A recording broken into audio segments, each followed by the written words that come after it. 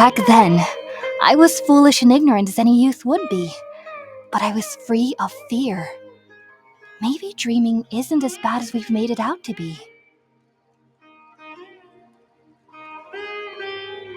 uh, just be sure not to speak of this if you travel to Sumeru City. They'll look at you as if you've lost your mind. So, do you have any thoughts about the things he saw when he connected with Irminsul? Sorry, I'm afraid I don't have any answers as of now. All I can say is that what you saw is a memory contained within Irminsul itself. World forget me. What could that possibly mean? If only I could ascend past Satyavada life and begin Paripurna life. I might have some more answers for you. If you two are ever in the area again, please be sure to come and see me.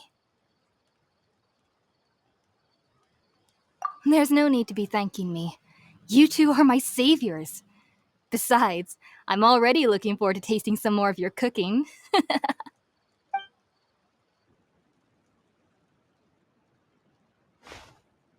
that we know Hypatia is alright and had the chance to ask her some questions, Paimon thinks it's about time to head back to Gandharvaville.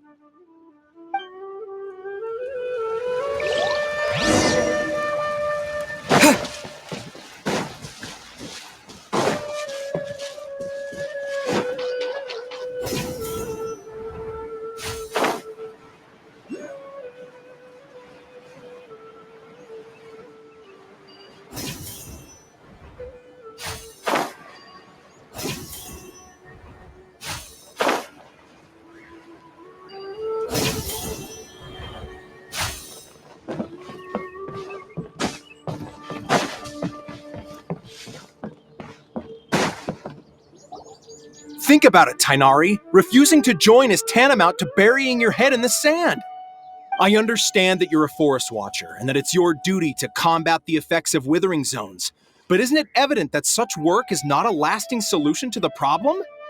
As Sage Kage clearly stated, your presence and guidance in Sumeru City is pivotal in finding a cure for Irminsul. How could you possibly refuse? Keep your emotions in check, Gulam. Let's at least listen to Tainari's reason for declining. We're here to invite him to the academia, not to cause a scene. Sage Kage, I am truly honored that you came here in person, but I'm afraid I must still decline your invitation. I am merely a forest watcher. How could the great minds of the Haravatat have any need of someone like me? Well, it turns out that your refusal letter had some implications on your master's reputation. He is a renowned sage of the Immorta, after all. So now I've come here in his stead. I see. Well, I figured that given his temper, he would come here and berate me personally. Tainari, your master is an integral part of this effort, and now he requires your assistance. And what exactly does my master need of me, Sage Kage? You'll know once you've arrived in Sumeru City, that is. And, how long will I be required to stay? There's no definite answer as of now. Do you mean to tell me that, despite coming all the way here to Gandharvaville, you still can't answer the questions I laid out in the letter to my master? If that's the case, then I'm afraid I cannot give you a definite answer either. Tainari, but you...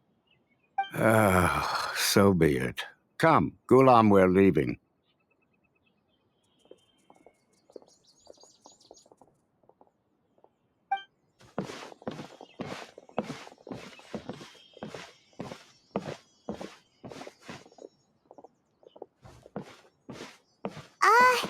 Tainari, what was that all about? It's nothing. Some people from the academia wanted me to go to Sumeru City to assist them with a project, but I had to refuse on account of all my responsibilities here. But all that can wait. How did things go with Hypatia? It was quite the eventful trip, but the main thing is that she's safe and sound. She answered a bunch of questions for us, too. Very good. Now that the traveler has made a full recovery, there shouldn't be any reason for you to tarry here longer. I assume you will be heading to Sumeru City, correct? That's right! We want to meet Lesser Lord Kusanali and ask her for advice. Do you have any idea on how we can find her? Sorry, I'm afraid I don't have any advice for you there. Well, do you at least know anyone we can try asking in Sumeru City? Let me think. My trips to Sumeru City have been fairly short, and most of my acquaintances are researchers. Oh, how about this? I'll write you a letter of introduction that you can give to a researcher I know. He's from the Amorta Darshan and is adept at gathering information. Asking him might prove worthwhile. Also, when you enter Sumeru City, you'll probably end up receiving something like this item here. I'm not sure if it will ever come in handy for you, but maybe you can give it a try. Oh? What is it? It's called an Akasha Terminal. It's a tool produced by the Academia that utilizes the legacy of Greater Lord Rukkhadevata. Some say that this item is the very basis of Sumeru's reputation as the City of Wisdom. Needless to say, this device and its usage fall under the Academia's expertise, so I'll leave it to them to show you how to use it. Great! Next up, Sumeru City! But wait, before that. That's right! Tainari, we have something important to say to Kale before we leave. Is she doing better now? Yes, she's doing much better. After being confined to her bed all this time, I thought a little walk would do her some good. Last I saw her, she was taking the path towards the North Crossing. She knew you two would be leaving soon, so she must have wanted to see you off. Thanks, Tainari. All right, let's go! Farewell, and good luck to you both. We'll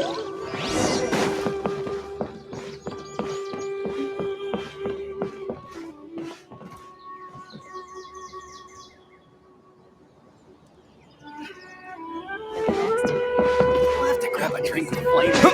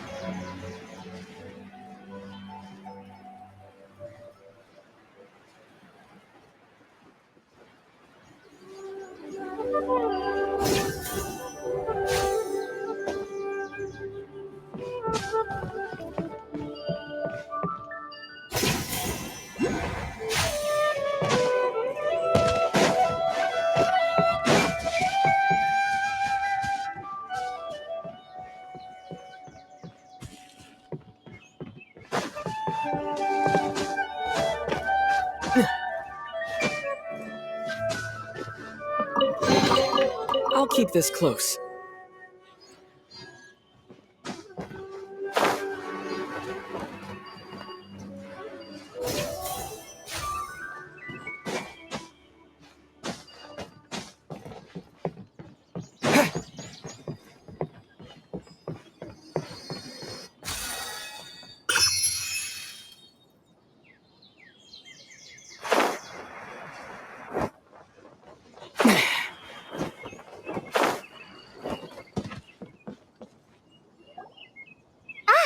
I've been waiting for you two.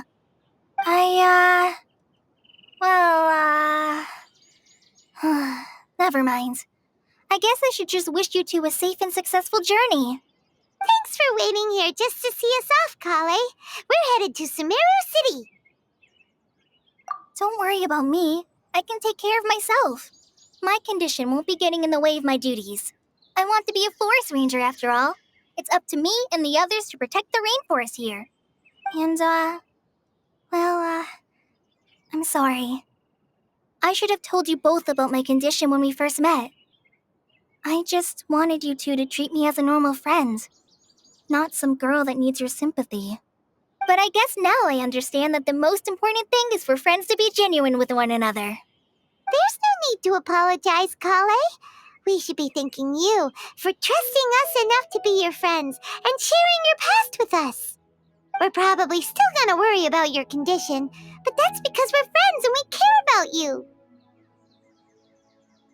Thank you. That means a lot. Before you leave, I have something for you. Oh? What is it? It's my recipe for pita pockets. I told you that I'd give you a copy, remember? My handwriting is a little, messy, so please don't laugh. Yay! Thanks, Kale. Now we can eat those scrumptious little pitas whenever and wherever we like. I hope that whenever you eat them, you'll both remember your time here in Gandharvaville. Well then, I, trainee Forest Ranger Kale, bid you both farewell. Please visit Gandharvaville again. The Rangers will always be ready to assist you here.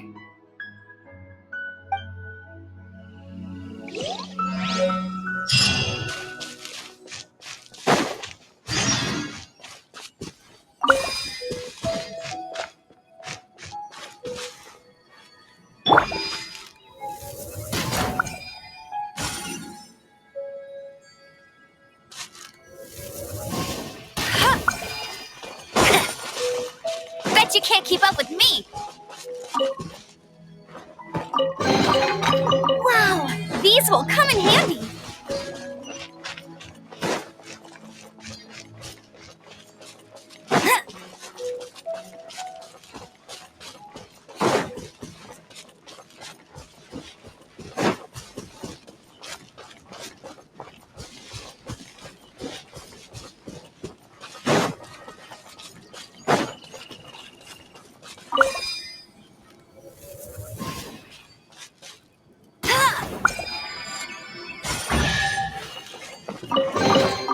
Another target tracked down by Outrider Amber!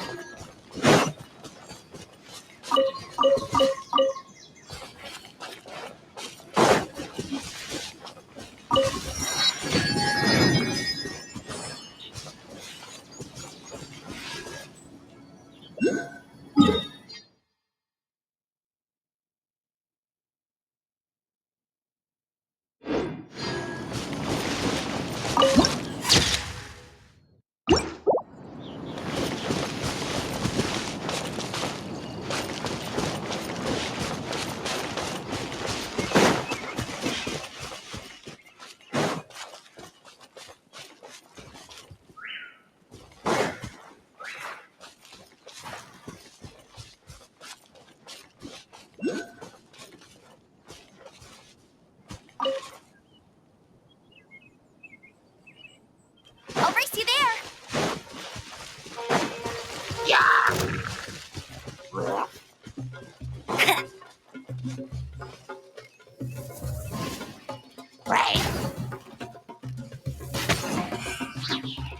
Get it!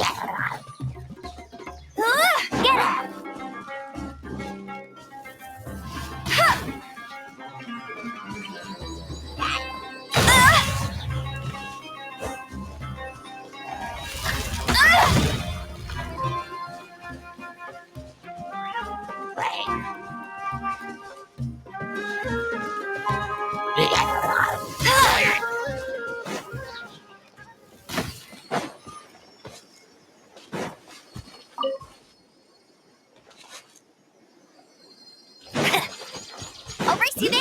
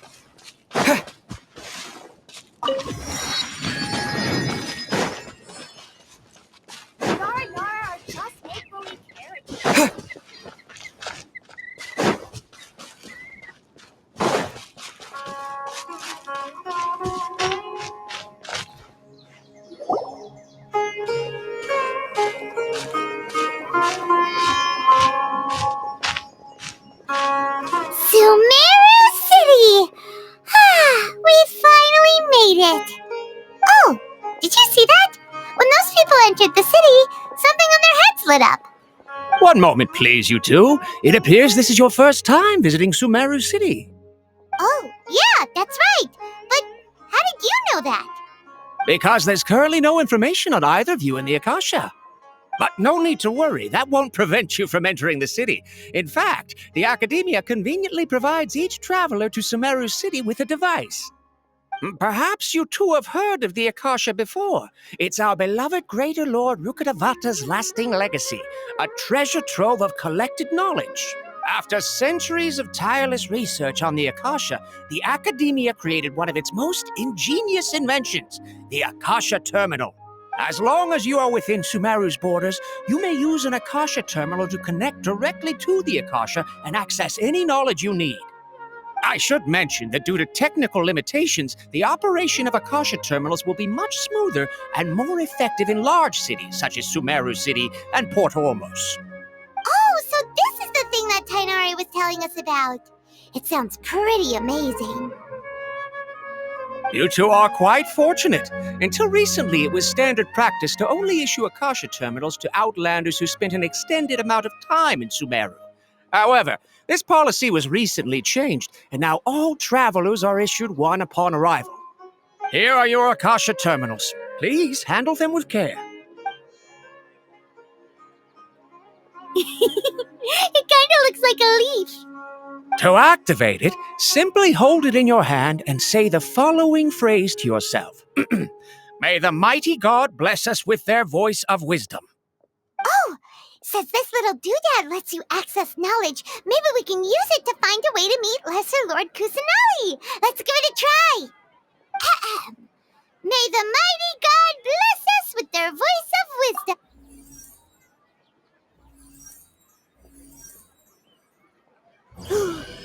Whoa! Just now, something clicked, and Paimon suddenly knew how to use this thing. It seems all we need to do is concentrate on what we want to know, and bam! You get it. Oh, that'll come in real handy. Exactly. That is the power of the Akasha.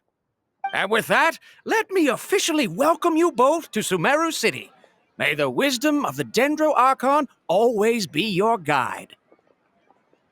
Okay, now that we're in, we can check the Akasha about Lesser Lord Kusanali. Let Paimon try. 500 years ago, the sages found a newly born deity from within some scorched ruins. The deity now resides in the sanctuary of Suristana. Seems pretty similar to what Kali was telling us. Okay, next, let's concentrate on asking how to meet her.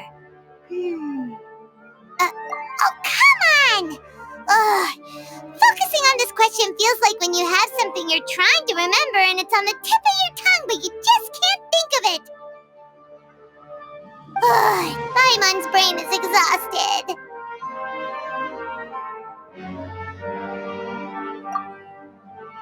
Oh, smart idea! But what are you going to ask it?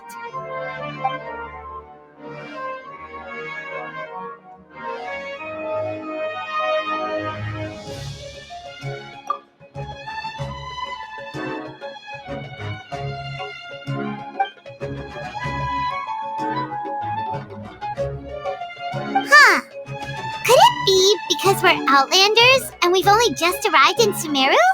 You know, maybe we're not qualified to receive an answer to this sort of question or something.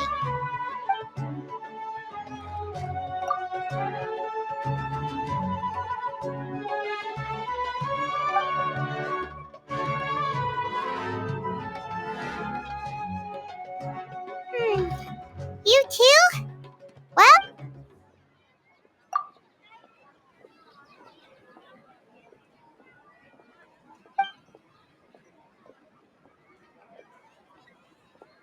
uh-oh. Paimon's getting all teary-eyed all of a sudden. It feels like the people of Sumeru really miss their Archon. Well, seems no matter which way we try, we can't find anything that'll lead us to Lesser Lord Kusanali. Guess our only choice now is to try meeting with the researcher that Tainari recommended. He's from Sumeru and even has a position in the Academia. Let's see. Tainari wrote an address on the letter's envelope. Oh, it's not far from the city's gate. Hello, are you Rohawi? Yes, that's me. Can I help you? Great! You see, Tainari sent us here and... What? Tainari? Please, there's no need to say anything, really. Sure, I admit that the article I published last month wasn't my best work, and maybe the data didn't produce the most convincing results, but... Here, this is a letter from Tainari. Oh, let me see. Oh, ooh, what a relief. You two nearly scared the life out of me. So you two just have some questions for me? Seems even Tainari acknowledges my innate ability for procuring information. So, what is it you two would like to know? We want to meet with Lesser Lord Kusanali. Do you know a way we can do that? You mean you want to meet the Dendro Archon herself? This isn't exactly my area of expertise, but let me see what I can find in the Akasha.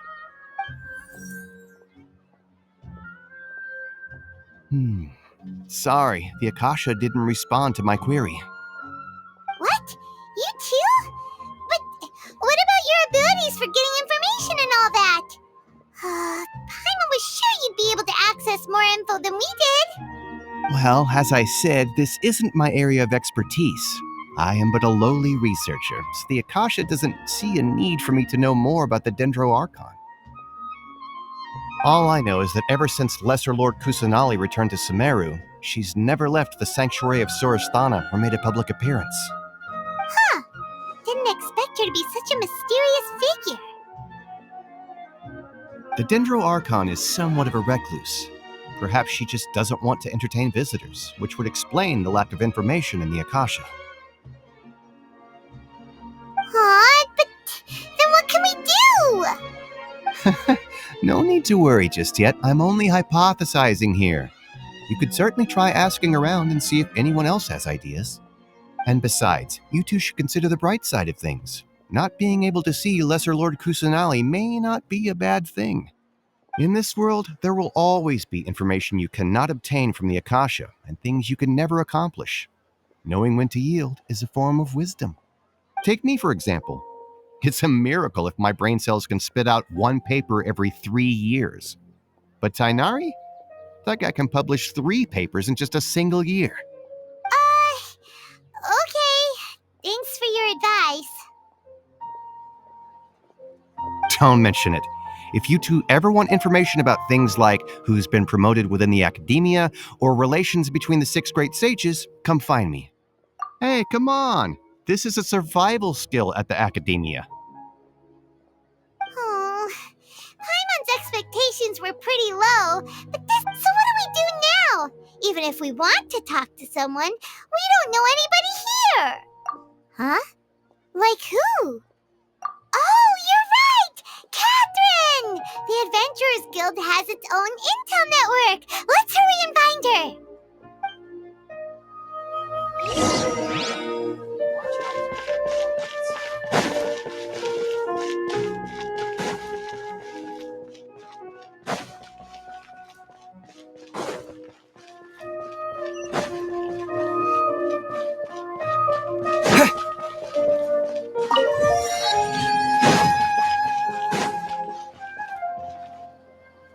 Ad Astra Abyssosk.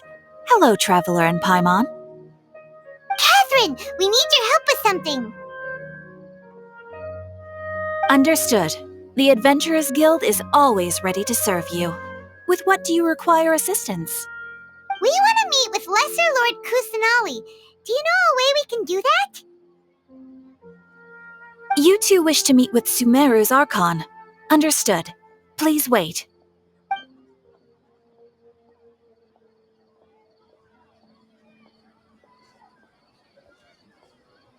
I apologize, but I am unable to call up any relevant information in the Akasha. I'm also unable to locate any pertinent information in my personal memory. Aww, another dead end. Well, if Catherine can't help us, then we really don't know anyone else to ask now. Please do not worry. I may know of someone who can help you two. In Sumeru, the Adventurers Guild does not serve as the vanguard of information. Rather, there are numerous active mercenary groups collectively known as the Eremites. They take on various contracts and work all across Sumeru, so they naturally accrue intelligence. An Eremite brigade called the Corps of 30 is in charge of Sumeru City's defenses.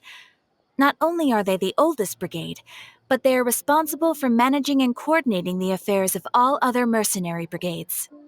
Corps of 30? What a weird name. Supposedly, they are named as such because their ranks numbered 30 at their inception. Asfand, an advisor with the Corps of 30, maintains good relations with the Adventurers Guild. Though he's already retired, he and his words carry great weight within mercenary circles. If you'd like to get in contact with him, you can find him at the Corps of 30's headquarters, the Citadel of Rexar. You're welcome. I wish you two the best of luck. We look forward to your exploits in Sumeru. Alright, off to the Citadel of Rexar we go!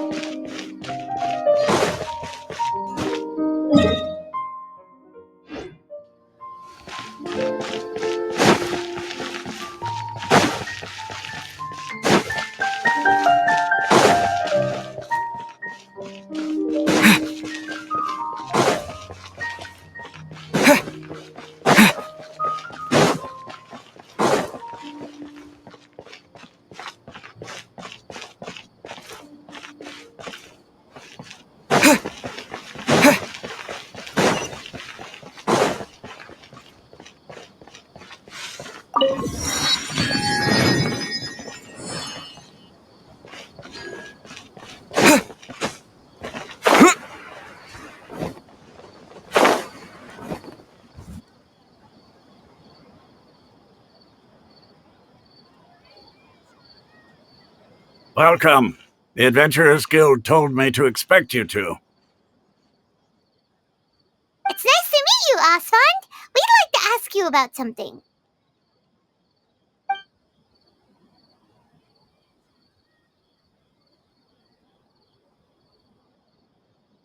I see. So, Catherine's the one who sent you this way.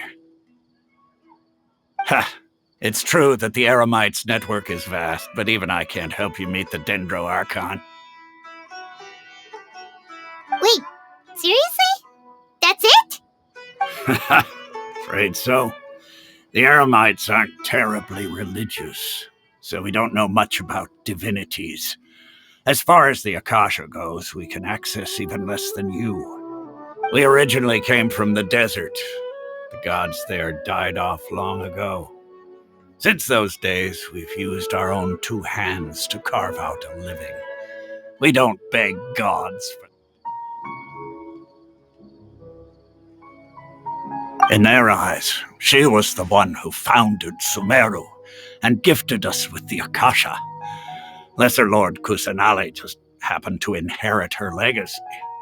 Because of the Academia's influence, most citizens are more familiar with Greater Lord Rukkhadevada and hold her in greater esteem. Not to mention that Lesser Lord Kusanali never makes an appearance, and the Academia never announces anything about her. As far as the people of Sumeru are concerned, she's just a god that exists. And that's all. Really? Aw. After hearing all of that, Paimon sort of feels bad for Lesser Lord Kusanali. Ha! But who knows? We're all just guessing when it comes down to it. Besides, I'm sure the God of Wisdom doesn't worry about her reputation among people like us. Alright, well, thanks for the info, Asfand. No problem. Always happy to help out the Adventurers Guild.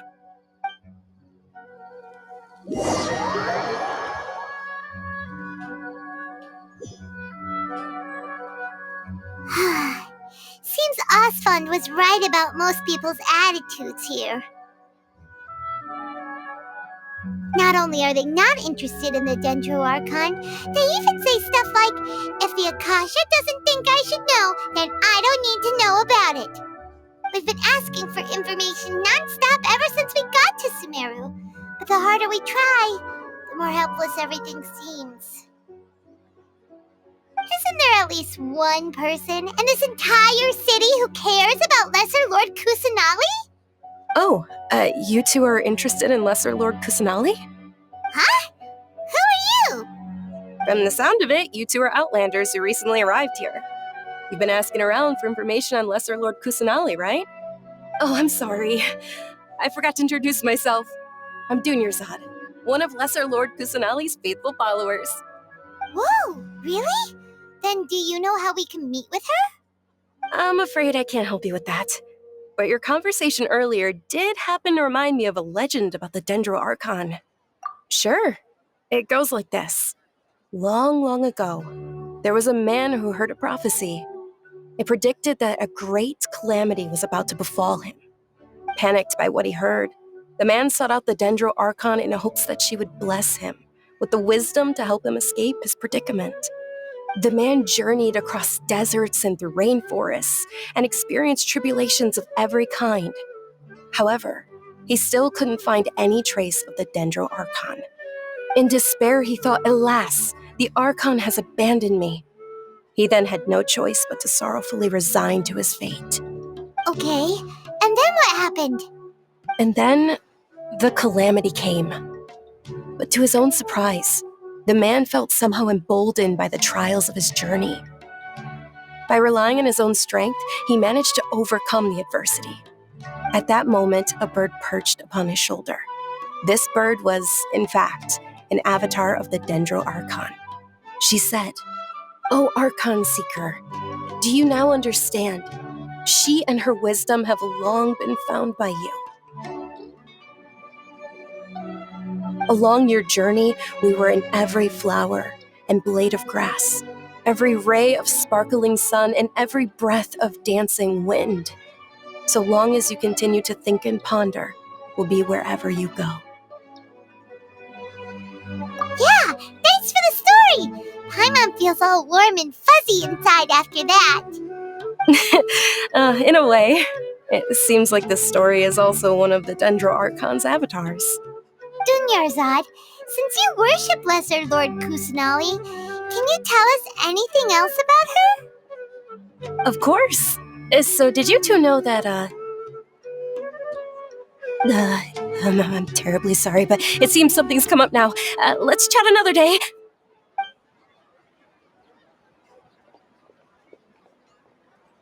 Hey, wait! What the heck just happened? It looks like they're searching for someone. Dunyarzad was acting super nervous just now. You think they're looking for her?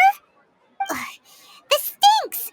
We finally managed to find a lead about Lesser Lord Kusanali! We can't let them get in the way now!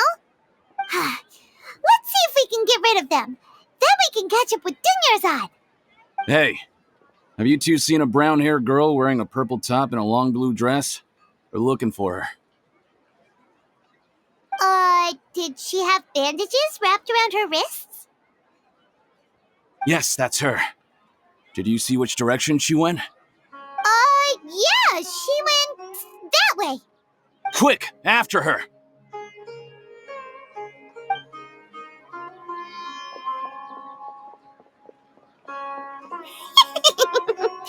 That should keep him busy for a while. Let's hurry and find Dunyarzad!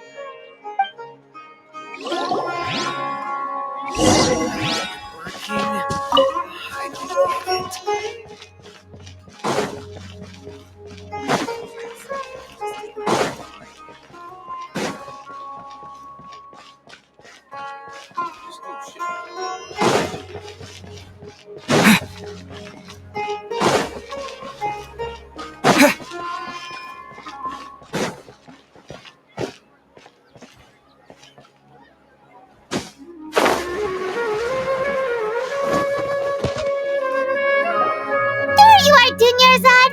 We thought you might have been long gone by now. Oh, it's you two. Oh, you startled me there. You can relax now. We threw those people looking for you off the trail. Really? Thank you so much. Unfortunately, I believe there's still more of them out there looking for me. Uh-oh, looks like there are some coming this way. Huh? More of them? Then what are we standing here for? Run! No, wait, my body isn't in the best shape. It's difficult for me to run. Okay, sounds good. There's a tavern on the other side of the port we can go to. They probably wouldn't expect me to hide in a place like that. All right, let's move out. Stay behind us. We'll keep an eye out for anyone looking for you.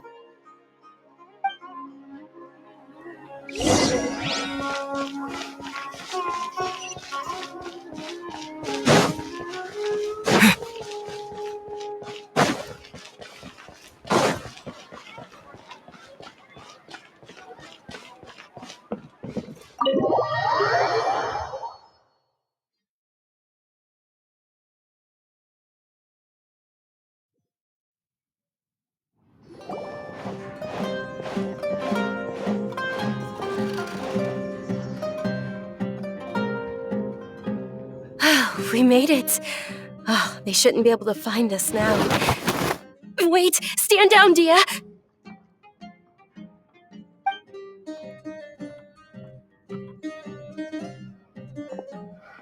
My lady, who are these two? They're travelers that I met on the street just a moment ago. They happened to notice that you were all searching for me, so they helped me hide. I see. In that case, you two should scram. There's nothing here for you.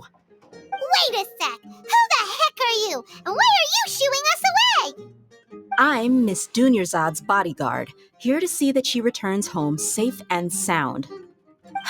My lady, let's get going. You've been gone for so long that your parents are worrying themselves sick.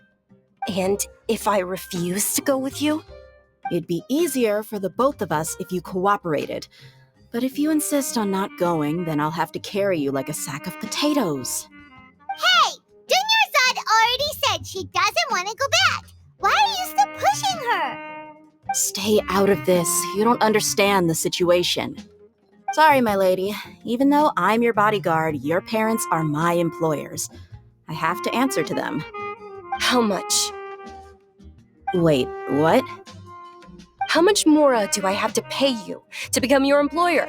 So you never listen to my parents ever again. Double? A triple? Give me some time and I'll get that much. My lady, this isn't about Mora. I don't know what you think of us Eremites, but let me say this. I like Mora, but I'll never go against my principles. That's why I'm here looking for you. Sure, it's an order from my employer, but my conscience was also telling me it's the right thing to do.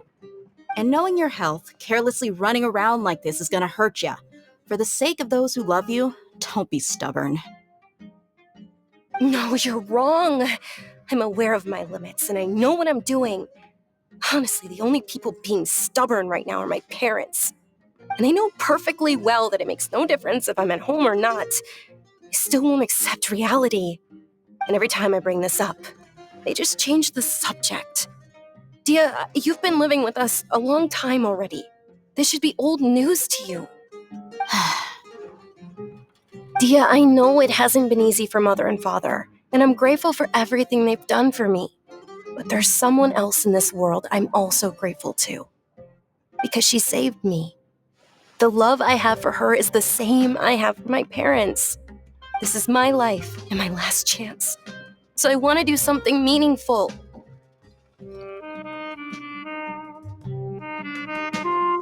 My lady, are you sure what you're doing now is meaningful? Yes, I'm sure. At least, it is to me. Fine, I won't ask you to return home anymore. But let me make something very clear. I'm only doing this because I respect your determination, not because I agree with you. Thank you, Dia. Sorry for being so rude just now. My nerves were acting up. And I even brought up your payment in such an offensive way. Don't worry about it, my lady. I did say that I like Mora. Besides, that's our next topic of conversation. Today's little excursion caused such a ruckus that every single bodyguard at the estate was deployed. It wouldn't be easy to hide things from your old man. Since this definitely won't be your last escapade, here's a little tip. You should at least make it look like your room and things are still in order when you leave. Also, you'll need someone to cover you for when you're out and about. So, I'll let you hire me, my lady. This way, everyone wins. As for the pay, let's say half of what your father pays me. We can settle the bill when we return to the estate. Okay, deal. Yay! Looks like they've reached an understanding.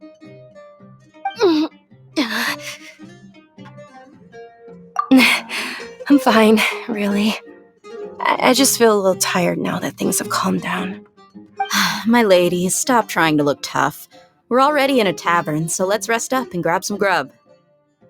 I'm sorry for worrying you two. If you don't mind, I'd like for you to join us. Sure! After you rest up, we want to hear more about Lesser Lord Kusanali.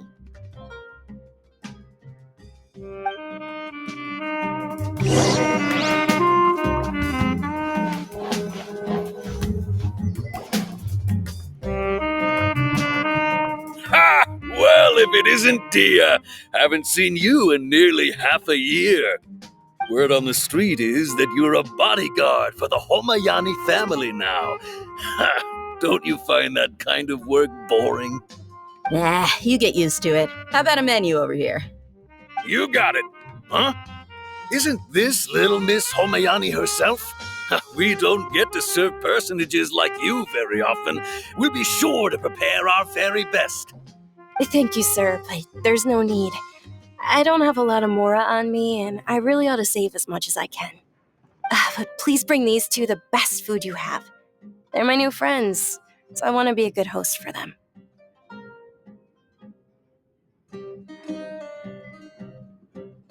Wait, we're paying for ourselves now? Aw, Paimon kinda wanted to try something fancy. How about our charcoal-baked Agelenach cakes? They're our signature snack, and they run cheap. Look, other customers over there are eating some now. They look kind of burnt and dry. Paimon will pass. Hey, come on! Paimon has personal preferences too, you know. Dunyarzad, we asked a lot of people when we first arrived, and almost nobody was interested in Lesser Lord Kusanali. So, what made you want to follow her? Well, remember when you asked me if I knew how to meet the Dendro Archon? Even though I don't know how, I think I've actually seen her before. Huh? Really? Yes, it was when I was a child. At the time, my illness had kept me bedridden for the better part of a year. I was stuck inside and couldn't make any friends, and my parents did their best to find treatments for me. But even then, the Akasha didn't have any helpful information. My younger self no longer had any hopes or dreams. One flare-up was so bad that I was in a semi-conscious state for several days. Then one night, I woke up alone in my room. I was terrified. My body was paralyzed. Even if I cried, there was no sound. At that moment, an ethereal voice spoke in my mind. Dunyarzad, don't be scared. You don't have to cry. Dunyarzad, don't be scared. You don't have to cry. Who are you? How do you know my name? How do I explain this? You might not be able to understand, but actually, I know everything about you. Really? Of course. I know that you're scared of thunder, that you hate taking medicine every morning, and that you love counting the petals on your mom's skirt. Wow, you really do know everything. Dunyarzad, is there anything you want? Want? Not really. I can't go anywhere or do anything. Huh? But aren't you a child? All children have wishes. Tell me what you want, and maybe I can make it happen. But can you make my illness go away? Oh, I'm sorry, but I'm not powerful enough to do that right now. Then, can you be my friend?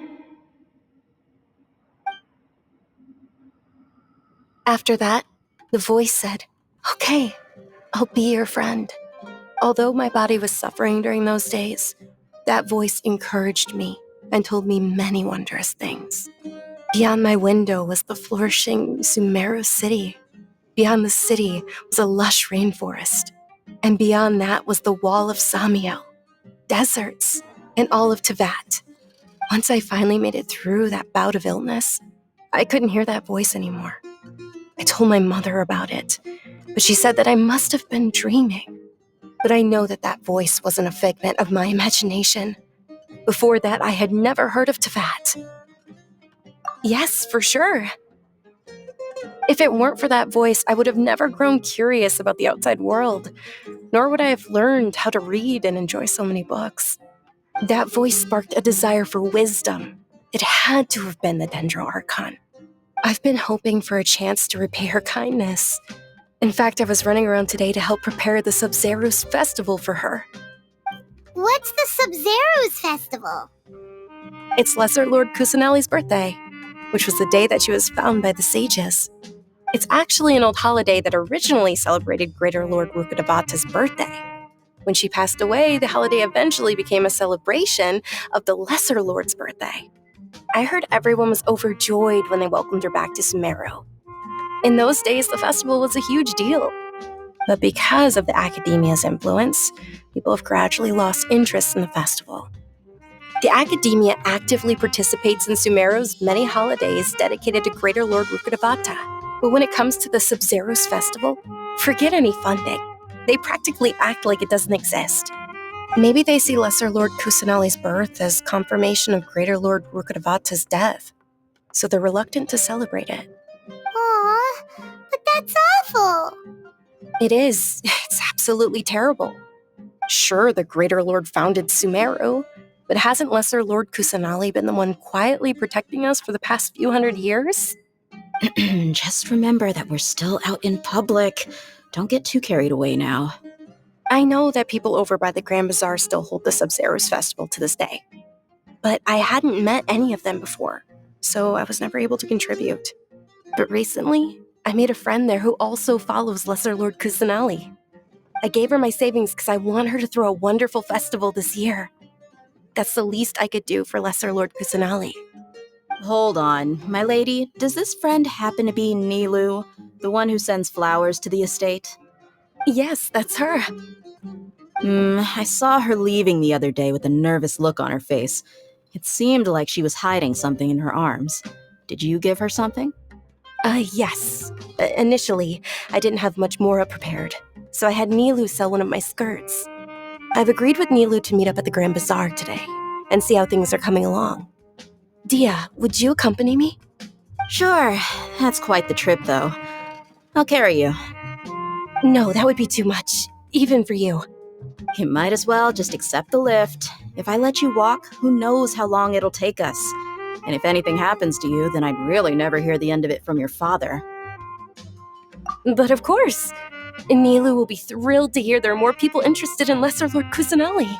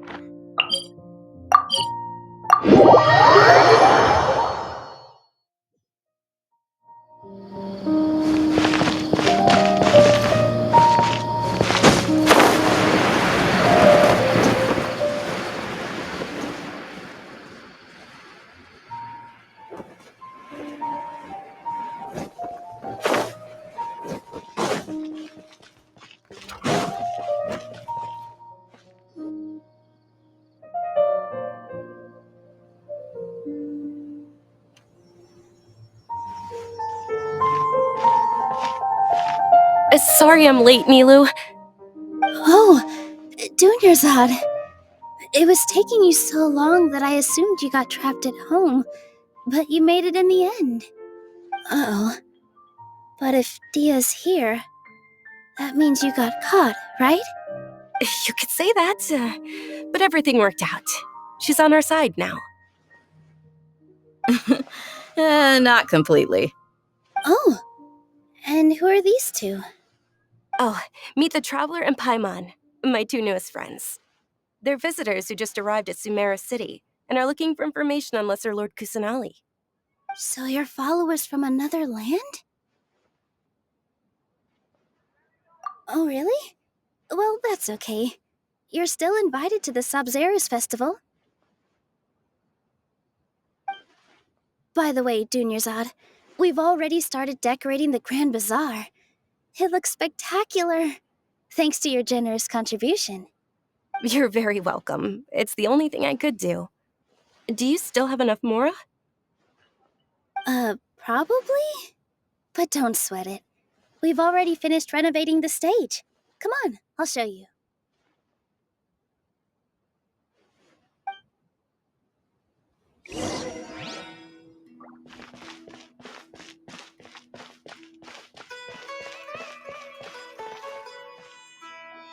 Wow!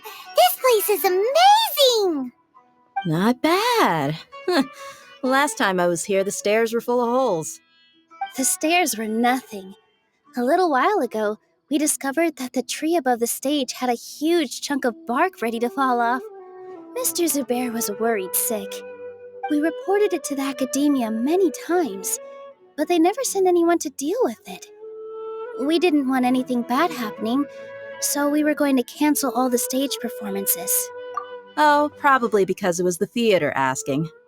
The academia looks down on performers like us. They probably think it would be best if the theater closed down completely. We can't let that happen, though. Not only would everyone involved in the theater go hungry, but then we wouldn't be able to hold the Sabzerus festival anymore. Thank the Dendra Archon for Dunyarzad. But the more she gave us, we hired someone to patch up the tree, and we also gave the stage a much-needed makeover. The stage is going to be even prettier when it's festival time. I can't wait for you to see it. And I can't wait to see you on the stage. You've been practicing so long already. It's almost time for your dream to become reality. It's our dream. I'll do my best for the two of us. Nilu, what are you going to be doing at the festival? She'll be dancing the dance of Sabzerus, the most important performance at the Sabzerus festival. Dunyarzad, have you told him the origin of this holiday? I only told them about the Greater Lord and Lesser Lord so far. Okay, then I'll tell you two about how this holiday came to be. According to legend, the Sabzerus festival was originally the Goddess of Flowers' birthday celebration for the Greater Lord.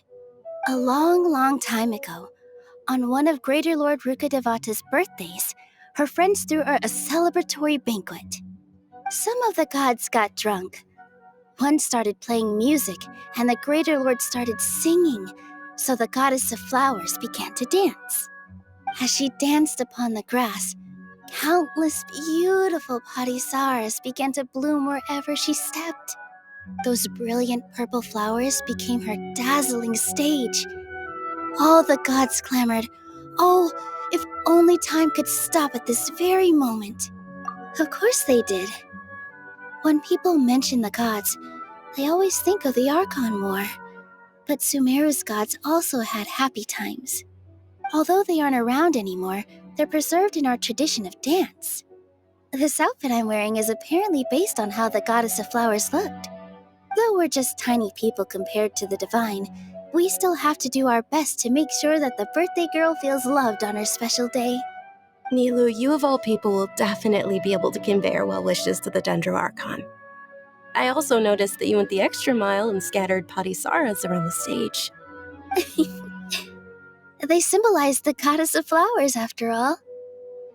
It's just a shame that all the real padisaras went extinct after her death. Yeah. The Greater Lord brought forth padisaras in memory of the Goddess of Flowers. but she ultimately could never truly replicate that beautiful purple. Thinking about the Goddess of Flowers dance makes me wish I could have seen it. If my stage were anything like that, I'd be thrilled if I had just 2 real body Saras on the stage. So, Traveler and Paimon, what do you think? Interested in the Sabzeruz festival? Will you two be coming? All of Lesser Lord Kusanali's followers will be there for her birthday. It'll be a good opportunity for you to learn more about her. Ooh, Paimon thinks that's a great idea!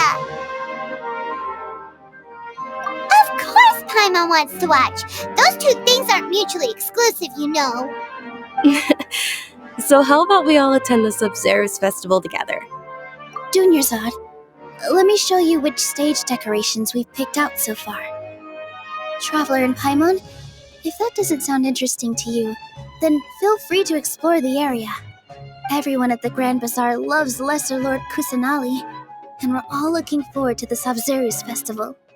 In that case, we'll take a look around.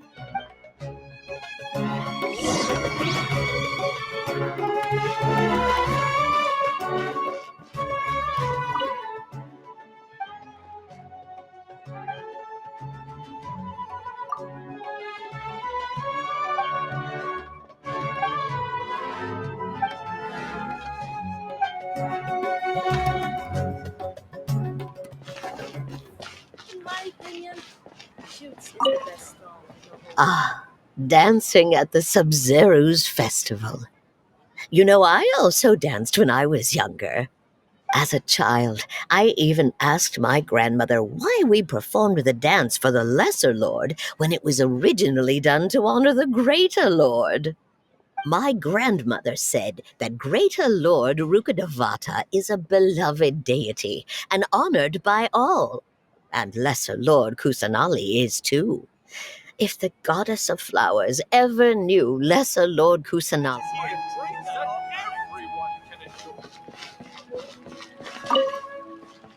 Whoa! What's with your yellow hair? And why do your clothes look so funny? Are you an Outlander? Did you know that the Sabzeruz festival is about to happen? There'll be loads of fun things to do at the festival. But the best part is when Ferris, the Knight of Flowers, passes out candy to everyone!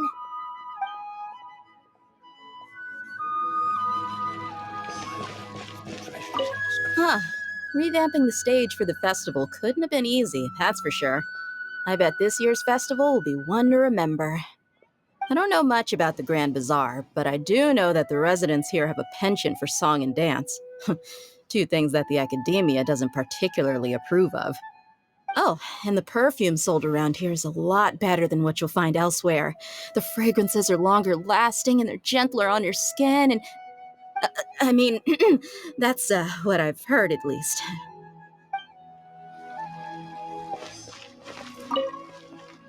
Things are really shaping up, and there's a buzz around the festival this year. We're expecting people from all over to come by this year and buy things during the festivities. Don't be fooled into thinking that Sumeru City has the best of everything. Some festival snacks are only offered here in the Grand Bazaar. And when it comes to musicians, dancers, or singers, the Grand Bazaar's got the best of the best. Sure, those folks at the academia might not like it, but what's a festival without song and dance?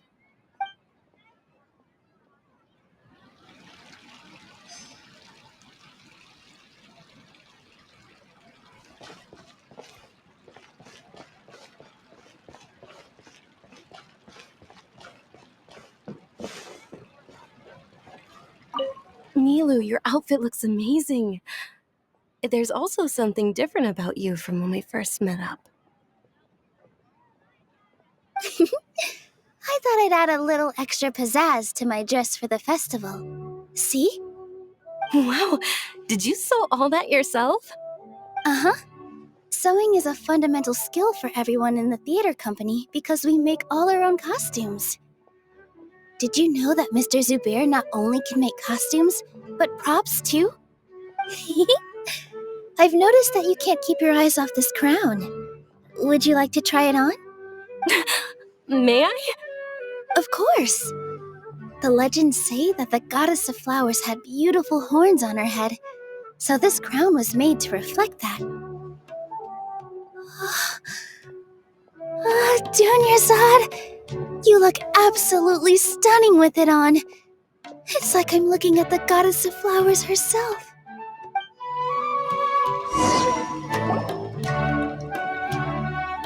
Hey! Is that who Paimon thinks it is? It looks like Catherine.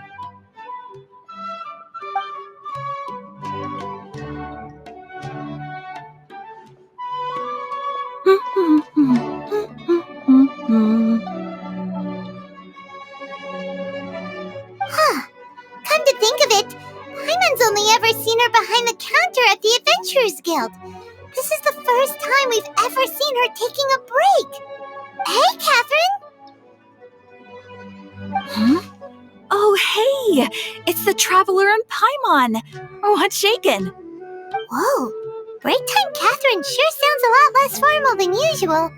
Paimon was still waiting for her to say Ad Astra Abyssosque. Sure. Standing behind the counter at the Adventurers Guild doesn't require any complicated functions. But saying and doing the same old things over and over again can get pretty monotonous. Like watching the same Fontaine movie day after day. But take you two, for example. You travel across Tevat to enrich your lives and gain new experiences. Well, we enjoy traveling across Tevat and all that, but we're mainly looking for clues about his sister. Yes, you should keep searching. Sometimes the answers we're looking for aren't necessarily at our intended destination. Instead, they're found along the way. Huh. Haven't we heard someone say something pretty similar recently? Anyways, what brings you out here, Catherine? No, not particularly. I guess you could say that I'm loving the recent atmosphere here. If festivals bring happiness to everyone, then that's where their true value lies. Oh, it looks like it's about time for me to be heading back now. Alright, we'll see you next time at the Adventurers Guild. Oh, by the way, thanks for connecting us with the Eremites. We've already made some great friends in Sumeru City thanks to you. I'm sure you two will get along well with the people here. You've already been blessed by the element of Dendro after all. See you around.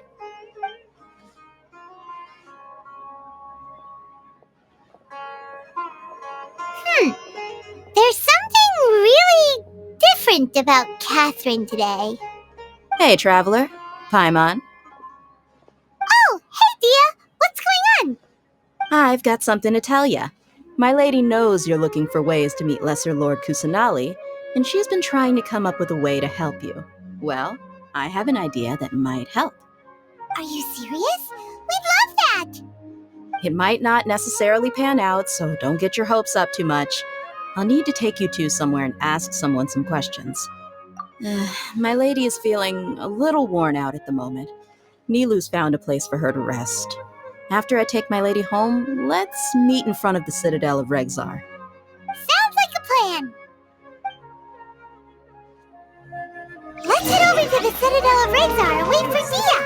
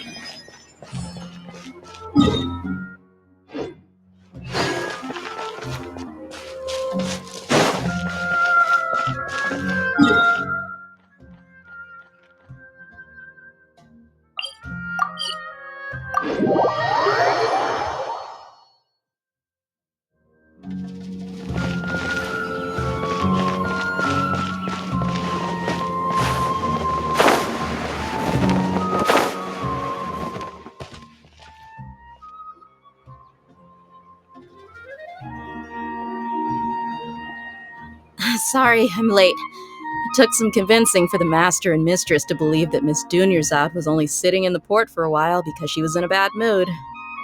Anyway, I guess I should be thanking you. I haven't seen Miss Dunyarzad that happy in a long time.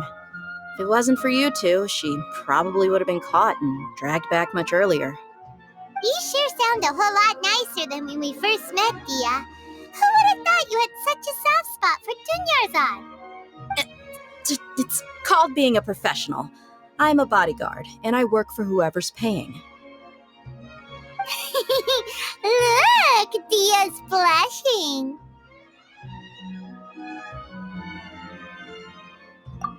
Listen, you two. I don't expect to be working for Miss Dunyarzad very long, but I hope to finish things on a positive note if possible. Let's cut the chit-chat and head into the Citadel. We'll see if the person I know has a way for you two to meet with the Lesser Lord.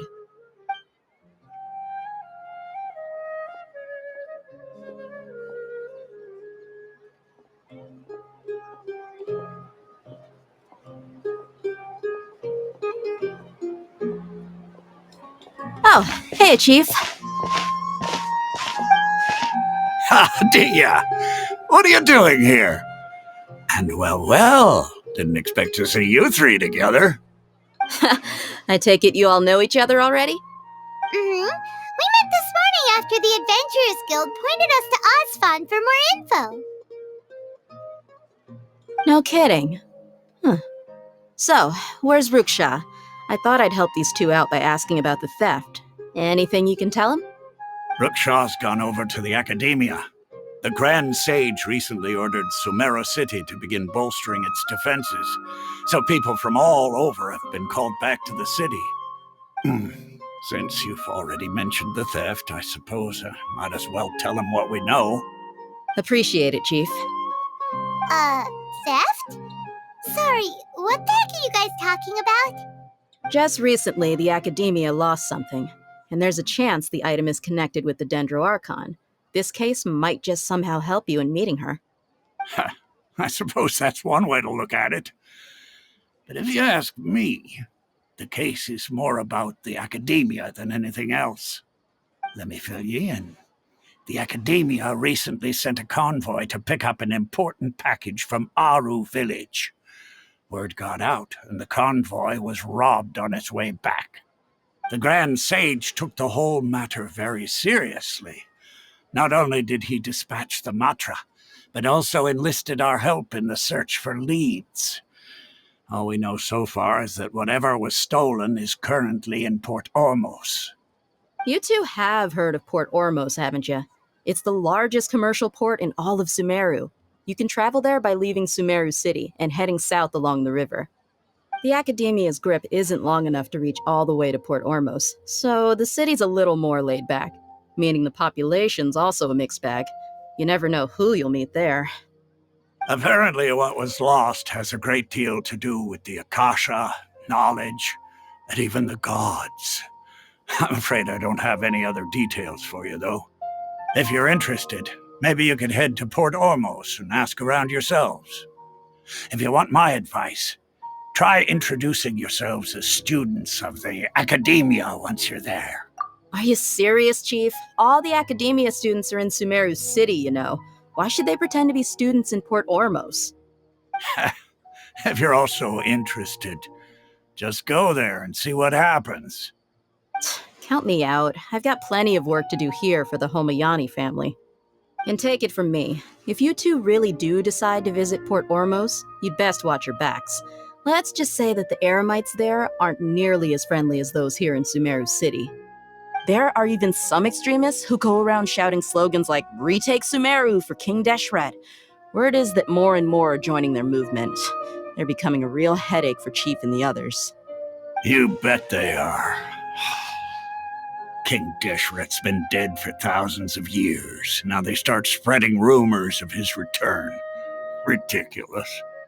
Not everyone's like you, Chief. Even the desert natives who abandoned their homes in the wilderness still wish to have a god of their own. Well, Traveler, that's about all the information we have for you. Thanks, Dia! And you too, Osfond! Since we've gathered all we could for the moment in Sumeru City, let's head to Port Ormos and see what we can find next. Miss Dunyarzad is looking forward to seeing you both at the Sub-Zerus Festival, so be sure to get yourselves back here in time for that. Good. Then we'll see you both at the Sub-Zerus Festival.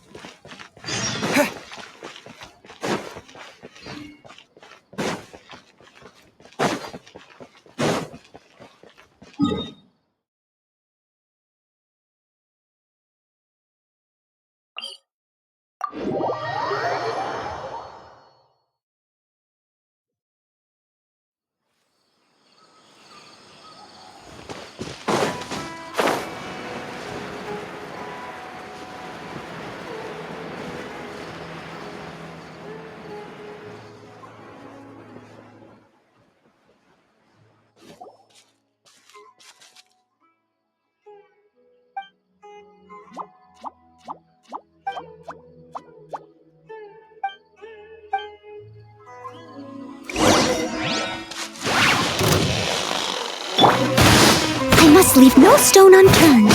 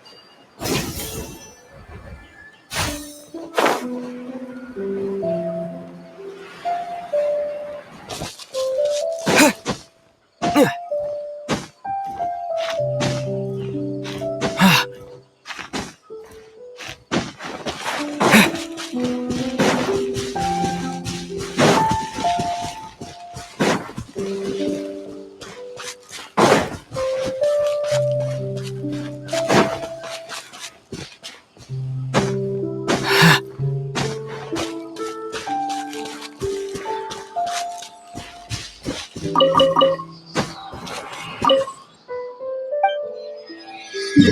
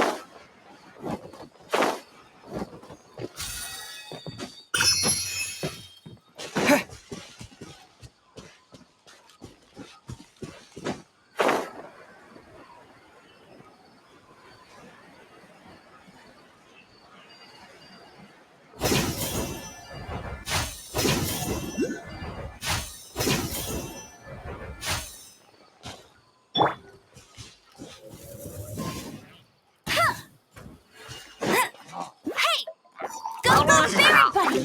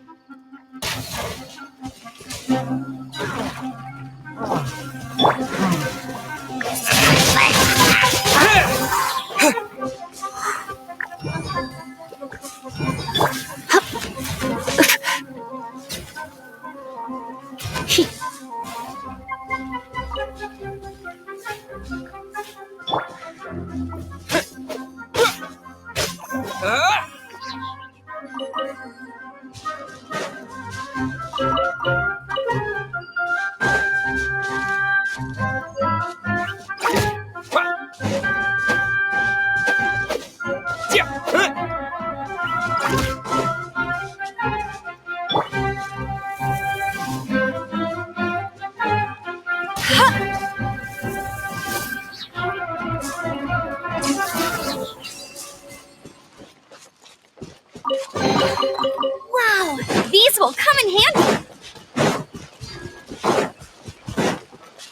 Bet you can't keep up with me!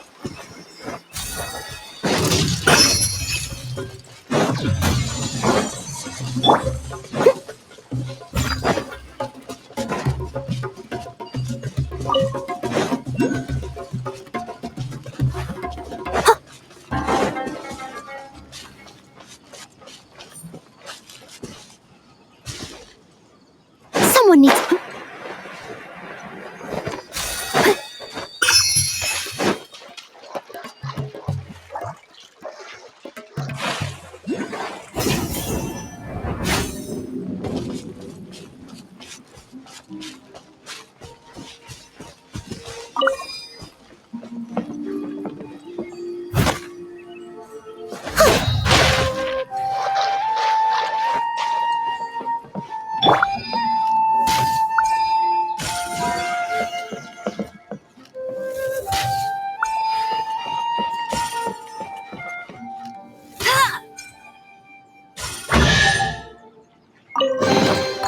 Wow! These will come in handy!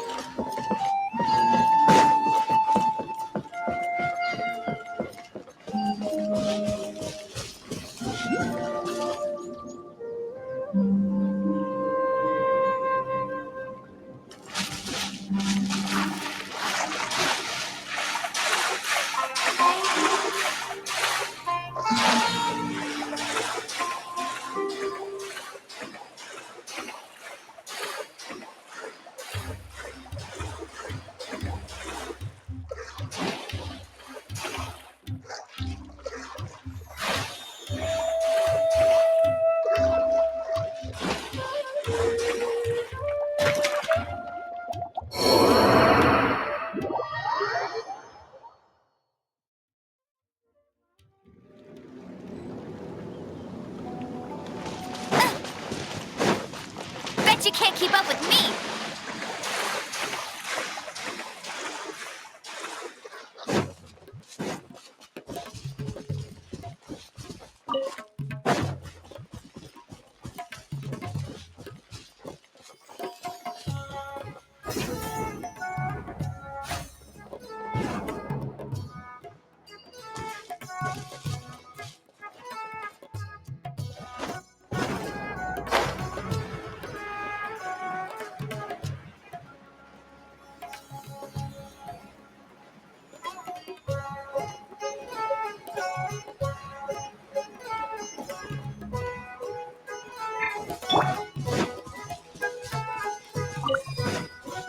Gotcha!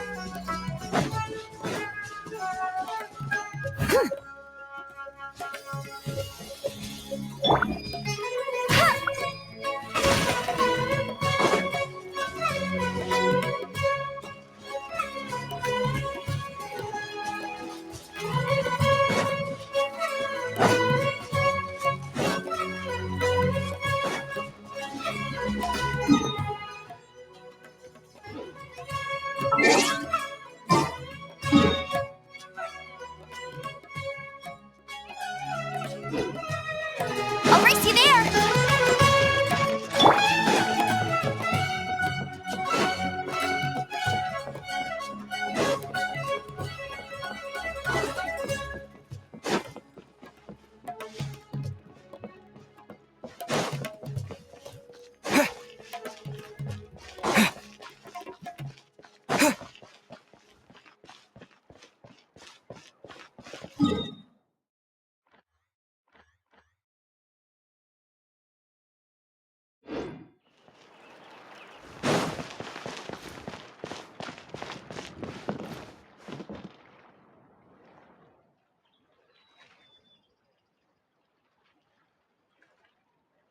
Subaru specialty spices. You won't find them anywhere else.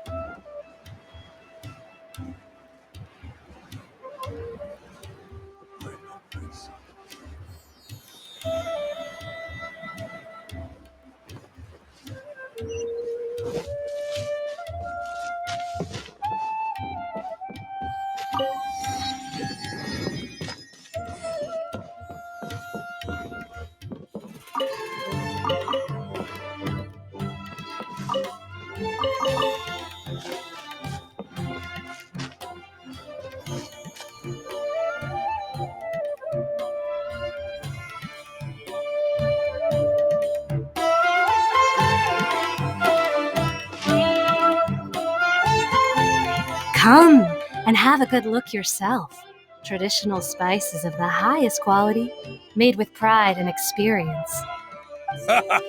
You've got a deal. I can't thank you enough for always looking after my business. Believe me, I'm not making this up. Several Eremite mercenary groups are nearly in open conflict, but does the core of 30 care? And that's not all. Did you know that... Wow! Talk about hurly-burly! This place is busy! Well, guess that's only to be expected for the largest port in Sumeru. Maybe it's because of what Dia told us earlier, but Paimon can't seem to shake the feeling that there's also danger lurking in these crowds. Ooh. Let's get our bearings so we can start looking for leads. We know that whatever the Academia lost is related to the gods. But other than that, we don't have much else to go on. Osfun told us to try posing as Academia students while asking around. Paimon checked the Akasha on the way here, and the Academia doesn't seem to have any research facilities in Port Ormos. Paimon doesn't get it. Won't we look even more suspicious going around saying we're Academia students and asking about the stolen item? Well, given all the people that come through here every day, if there's any information to be found, Paimon bets we could find it in the market. Let's ask around around and see what we come up with.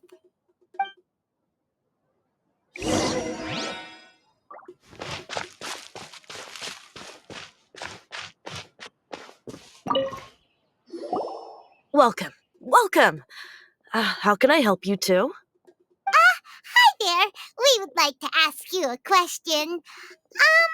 Do students from the academia ever come to Port Ormos? Of course. Especially around this time of year. Students from Sumeru City that are about to graduate often come to Port Ormos to cut loose a little. Many people often talk about how hard it is to get accepted into the academia, let alone graduate. But those who finish their studies and go on to become full-time researchers at the academia have it even harder. Sure, we may not be Sumeru City, but Port Ormos offers beautiful scenery and a stress-free environment. Some even say it's good luck to come to Port Ormos, so students and researchers come flocking here when things get to be too much at the academia. Ah, you see over there? Those are students from the academia. They've been looking worried and miserable ever since they got here a few days ago. If you ask me, the life of a merchant is better. So long as the Akasha teaches us what we need, then life is good. Those students seem to be discussing something. Let's see if we can listen in.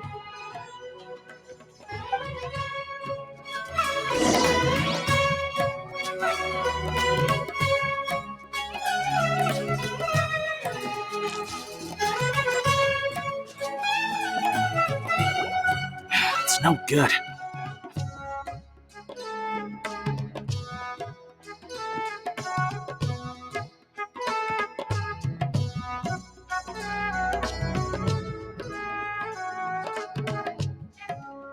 Oh, all right. Paimon never thought she'd agree to parting with that kind of Mora. But if you know what you're doing, then we should give it a shot.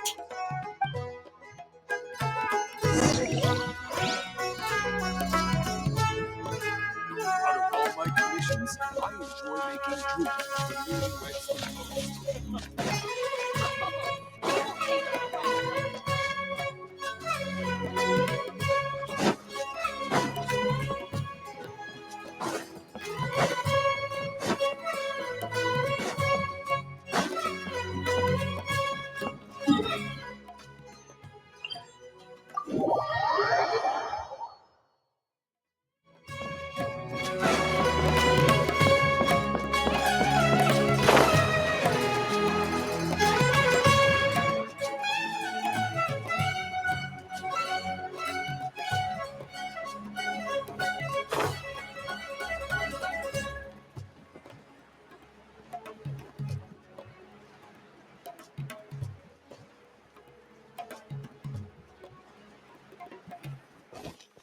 This is the place we heard those students talking about.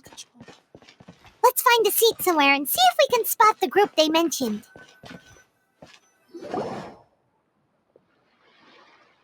Oh, you've arrived. Please take a seat. So, they think that they can go toe-to-toe with the boss? Huh! Once we reclaim the power of King Deshret, they'll be the first that the boss punishes. They're nothing to be afraid of.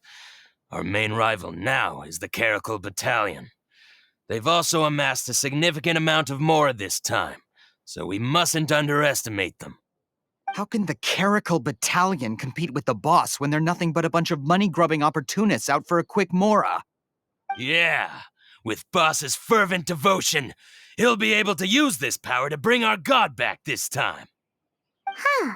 All these guys talk about is King Deshret, so they're probably the ones we're looking for. Greater Lord Ruka Devata. That traitor and her followers must not be spared. The day will come when King Deshret exacts vengeance on Sumeru, and all of them shall be punished. Yeah, Paimon was wondering what they meant too. We should ask about that if we get the chance later. How can there be Kairagi here? What you see is what we've got. Feel free to look around.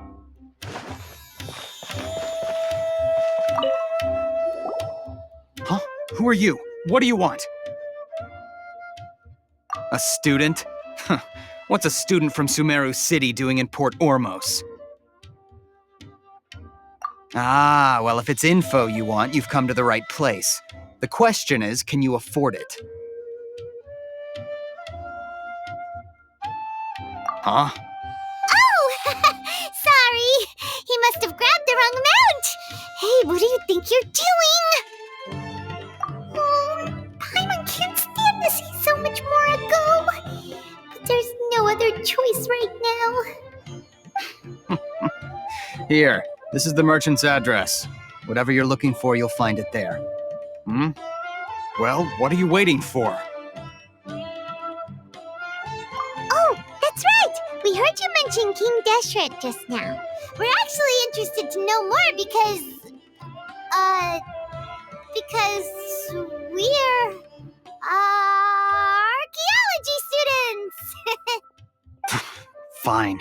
Since you've already handed over the Mora, I guess I can throw in a little extra info. As you can see, members of Ain al-Ahmar are devout believers of King Deshret. Years ago, King Deshret founded the great desert nation that was our homeland.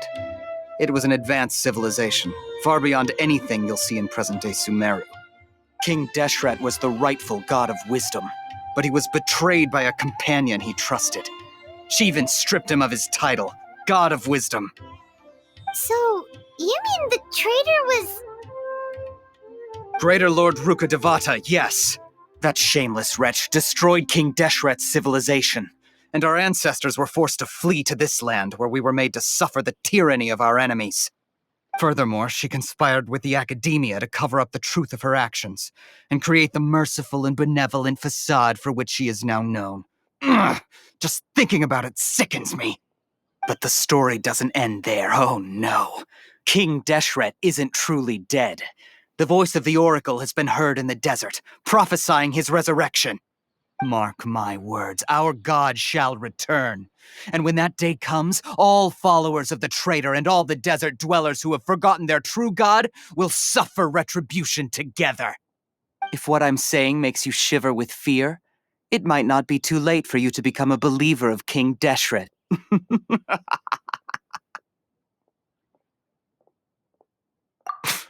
I don't have anything to say to you academia people about that.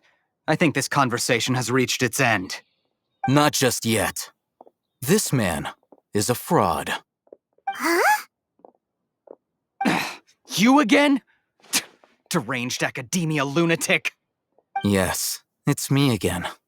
I already warned you that if you weren't willing to sit and discuss things with me, I'd take measures to make things uncomfortable for you. Listen to me.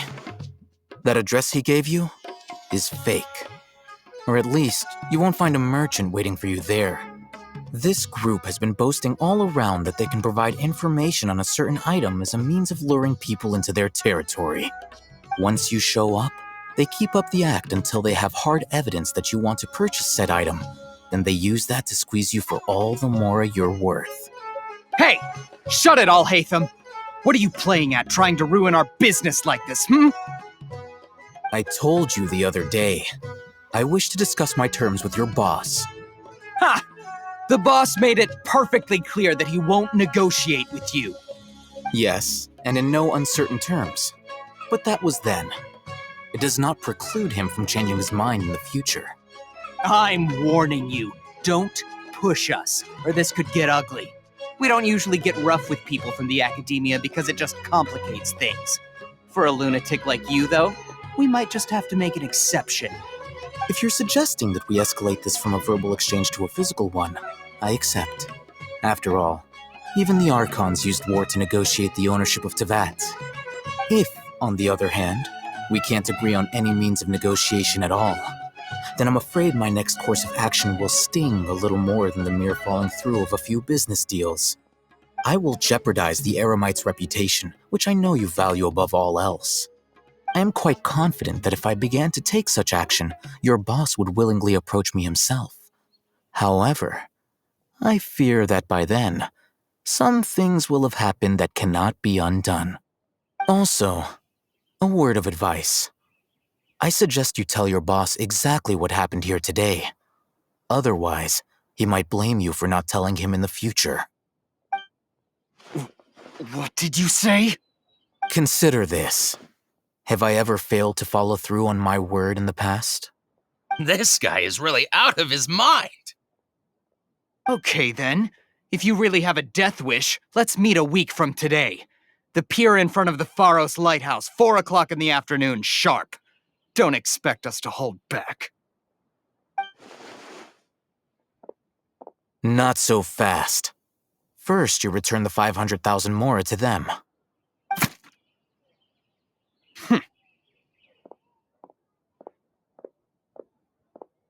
Please, I beg you, don't provoke them. We can't afford any trouble with this crowd. They haven't even paid for their food yet. Ah, Mr. Iman. There appears to be fewer staff in the restaurant recently. This wouldn't happen to be because they're all busy spreading the word to the students, would it? Well... Someone who chooses to do business with a group like that really can't afford to get so flustered the instant someone confronts them about it. Consider the meal compensation for our silence. I'd say you're getting an excellent deal. Whoa, did you see that? He not only got us our Mora back, but sent the Emirites running too! Plus, he seems to know a lot about what's going on around here. Let's catch up with him and ask some questions! He went that way! After him!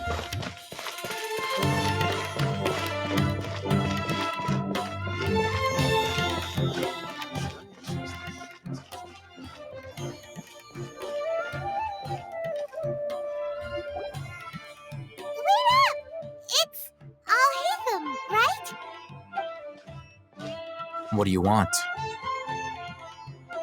No need for thanks. My goal was to get to them, and you two gave me just the opportunity I needed. We're even. Oh, I advise you to keep your distance from them. Since they weren't able to make off with your Mora in the end, they might harass you again in the future. All right. Goodbye. Hold your horses! We still have something to ask you about! Since you tore through their scam right in front of them, you must know the real story about certain something, no? Who exactly are you two? And why are you inquiring about that? A student. Right. Look, you should know that those thugs conducting business with you had nothing to do with your lie.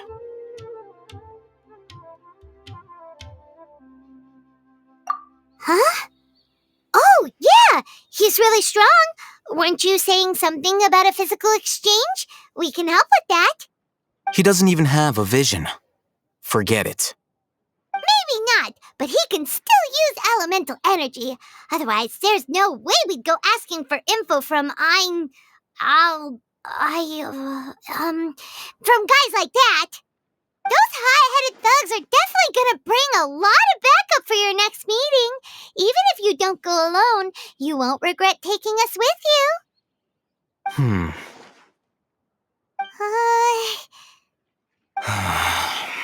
All right, I accept. Got a pen and paper? If you're searching for someone who sells that kind of merchandise, I'll give you one of their addresses, and you can try your luck. We'll reconvene at the appointed time by the pier. It doesn't matter if you show up or not. So, since you were happy to give us this merchant's information, does that mean you can tell us exactly what we're after? You were willing to part with 500,000 mora for something and you didn't even know what it was? Okay. Well, if you truly are as skilled as you claim, then you can beat the answer out of them when they become hostile.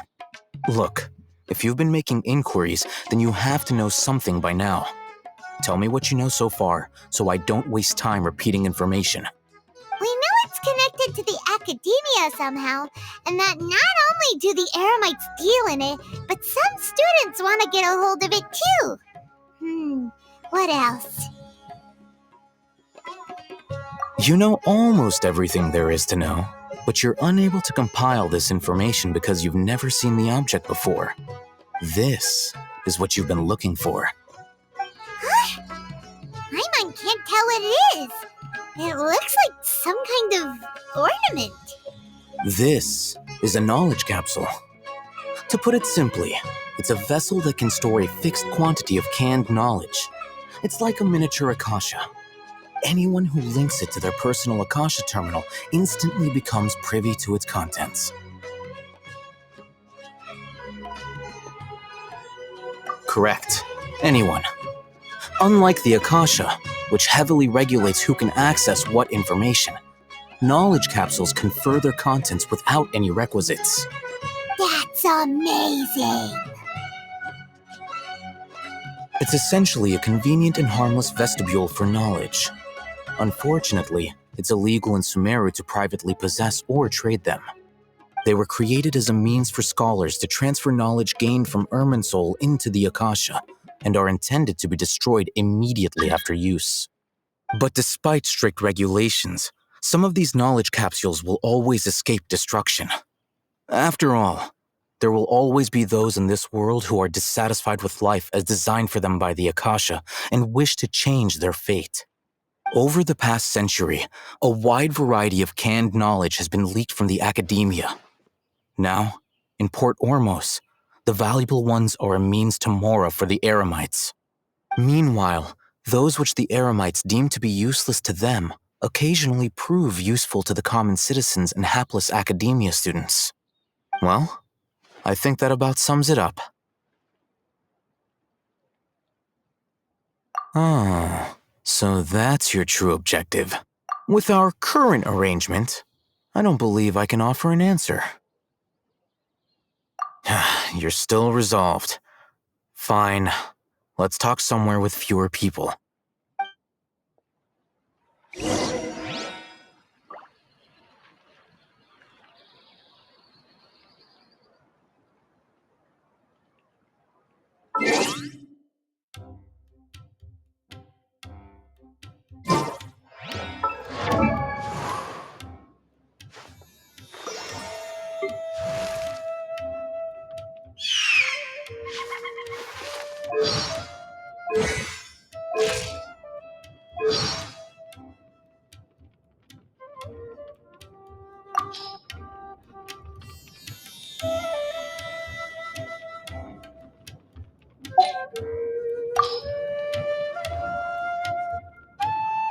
I still have a lot to do at the guild. How about you take a rest while I go back?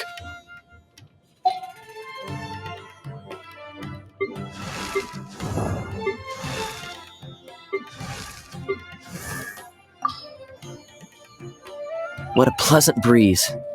I wonder how long it'll last.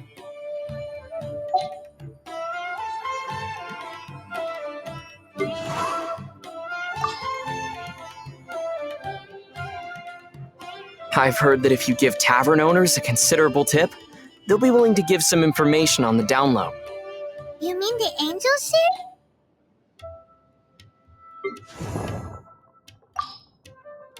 Leave it to me! All of it! Whatever it is!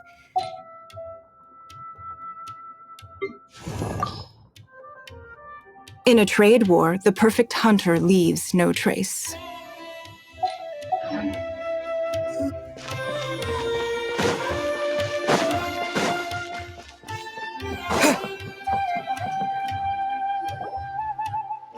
Let's continue our conversation here. If you wish to learn more about the knowledge capsule that the Academia lost, then you must help me with something. I need you to find someone named Dory, a traveling merchant. Unlike the peddlers who hawk inferior knowledge capsules, she often has quality goods in stock. Some say that as long as there is profit to be made, there is nothing she won't dare to sell. She's guarded against people from the Academia because most of her wares don't comply with Academia regulations. I think she blacklisted me. I met with her informant, but it soon became clear that they had no intention of letting me get any further. Become one of Dory's customers and earn her trust. This is my condition for further collaboration. Why do you want us to meet with her? Until you complete this task, you don't have question privileges. Fine. So how do we go about doing this? You two are outlanders who haven't been here for long, so Dory should view you as safe clients. I'll give you the informant's address and their contact password. Beyond the password, though, I have no way of knowing what other tricks she might have up her sleeve. You'll have to improvise. This is kind of nerve-wracking. The true challenge begins after you meet her. She has a keen nose for Mora and a shrewd eye for wares, and she only likes customers who she deems to have good taste. I'll prepare some funds for you. Buy her highest quality wares and earn her approval. What? We only just saw a knowledge capsule for the first time! We don't know how to tell which ones are good and which ones are bad. Is that something we can learn quickly? That's true. Have you two heard of elemental sight? Oh, that's a surprise. Guess I'll have to hold you in higher regard. Anyway, that ability should resolve your issue.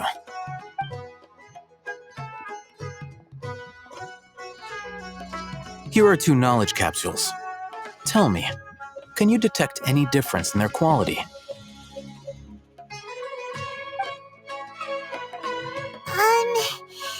They look the same to Paimon. Try inspecting them with elemental sight. How'd it go? Did you see anything? Rumor has it that higher quality knowledge capsules generally appear brighter when viewed through elemental sight. That's because knowledge originates from Irminsul, the root of Dendro power itself. The more powerful the knowledge, the richer it is in Dendro energy. However, some canned knowledge with a high concentration of elemental energy is of little use in contemporary times, so those capsules are of little value. Using elemental sight is merely a stopgap measure, but it should suffice for earning Dory's trust. That sounds pretty impressive. Here's a sheet with the informant's location and contact password, and here is the mora for purchasing canned knowledge. Don't be cheap. You'll need to spend to catch Dory's eye. If there's any mora left over, just keep it. Oh, and be sure to exercise some caution. There have been Matra present in Port Ormos lately. Your efforts will be for naught if they catch you. Matra?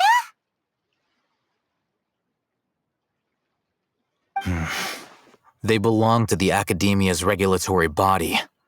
They also handle cases of illegal canned knowledge transactions. Like I said, the Academia has banned both their trade and possession. The Matra are razor sharp. You're in for nothing good if they lock their sights onto you. If you two want to back out, now's the time.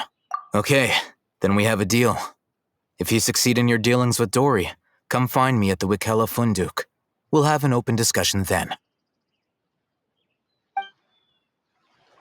Looking at what Al-Haytham wrote, Dory's informant is a trader near Old Ormos. Let's follow these instructions and try to get in contact with him.